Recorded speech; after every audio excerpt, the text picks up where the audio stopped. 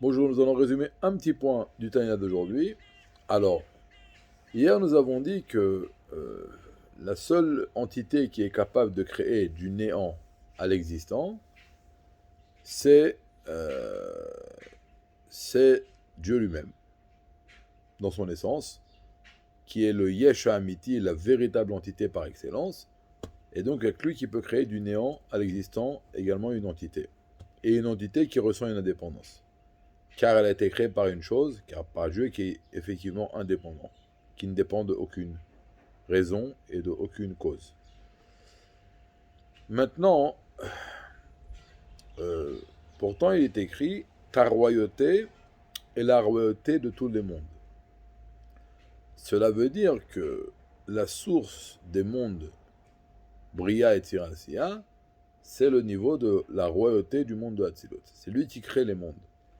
Et a priori, la royauté du monde de Hatzilut, c'est pas Dieu lui-même. On a dit qu'il n'y a que Dieu qui est capable de créer du néant, qui peut créer du néant à l'existant. Alors on explique, il y a une phrase bien connue dans la Kabbalah, Neutz Trilatan Besofan, que le début est enraciné dans la fin et la fin est enracinée dans le début. Ici, le début, ça fait allusion à Atikyomin, le niveau le plus haut de la Keter, de la couronne qui est au-dessus du monde de Hatzilut, qui est tout simplement Dieu dans son essence. Et c'est quoi à la fin? C'est la sphira de la Malchut, de la royauté du monde de Hatzilut.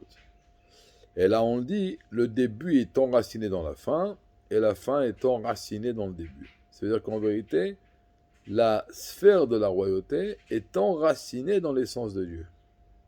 Et de par cela, elle a la capacité et la force de créer du néant à l'existant. Plus que cela, puisque les Neshamot qui vont être créés de la fusion des sentiments de Zo et de la royauté qu'il y a dans le monde de Hatzilut. Après ces Neshamot-là, vont s'attarder 7 ou 9 mois dans la sphère de la royauté de Hatzilut. Et donc c'est elle qui va après créer des Neshamot de monde de Bria, de Yetzira et de Asiya, des Neshamot qui ressemblent leur entité, qui ressentent par contre leur entité.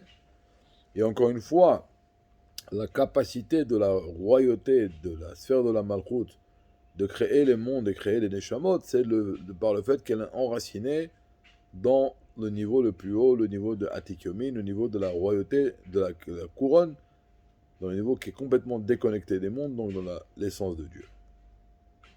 Maintenant, c'est pas écrit dans le Tanakh d'aujourd'hui, mais c'est exactement ce qui est écrit que lorsque Mashiach viendra, va se dévoiler la source de la royauté, et c'est pour ça qu'à ce moment-là, le corps sera plus haut que la Neshama, et on va voir la grandeur du monde matériel qui est enraciné, qui a été créé par la sphère de la royauté, et qui est enraciné dans la sphère, dans l'essence de Dieu, dans le Atikyomin.